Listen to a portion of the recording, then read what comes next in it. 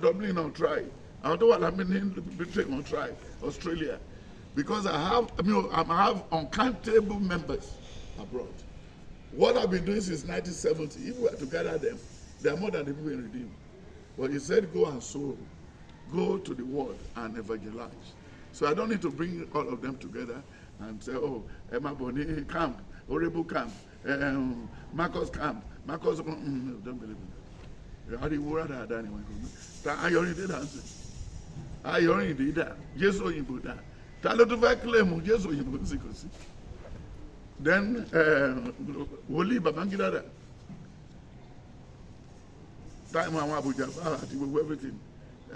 Kiloduka or Labayo, where are they? You shall long share for bang. You should be born of bang. You don't have to come. Go see with Jimmy Low 1 year old in a bad baby number, Marato Bade Beru, Reputable Lomeka. Shebo Lolesa, Jabima GPT, Jewolo Lonwell, the Lesa Ajini, Abi monetized Aj, and Humura, okay, at the Kubura, which you might look Kubura, Lay Mura, hearing on the bit, sir. Neighbor to Debe, Patache, Jibera Montowambe, Moshe Shanu. I don't want to Nigeria Shanu. Now, what to Lot Torombe? What to Lot Torombe? Genusini. Ha! One lodging comes out to read one everywhere. One girl me love one bit of Fiji gold, one girl me be short sleeve, long sleeve. At the make I know don't do better. Don't let you go on Nigeria and you cannot everything. Then my two lords Shasha Wumbe.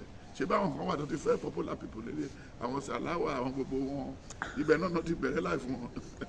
To buy the Bobway and come Rafa, Ogarafa, Oguriani, Ogumbaya, Ibaya, not with Arafa, or Daya, Lunja Bell to Papa Dada. So automatically, here was Simbi. I go here. So question to be with finances or loan finance be. Only don't worry about tomorrow. Tomorrow will surely take care of itself. So I don't have anything to lose. I don't have anything to gain. And he said in the book of James 3, James 4, James 5, James 5, 17, only any of you are one leadership. Then when you look at what he said in the book of 1 Kings 17, 18, and 19, and when you look at what he said in the book of 1 Samuel, 4 Samuel 17, 45 to 50. Only my brother let me try Goliath. And he tried Goliath, he defeated Goliath. So if you believe anything to take on part if Agbarishi, low manly, it got all long with Kishaki. So I don't have any difficulties so ever, yes. But I only have people's trouble because we are not on the same page. And when you are not on the same page, you cannot run together. You could be husband and wife, you could be brother and sister. If you are not on the same page, well, when you told Lord, you go to 10 years. Today as a aeronautic engineer. Time around to one lato, you don't be Burewa, don't be Burewa. Mamma, any Latin big Burewa, or to look Beruwa, who big it out. One day, any Gerati, Mamma, my big day, but I go over there. So they are not on the same page. Thank you.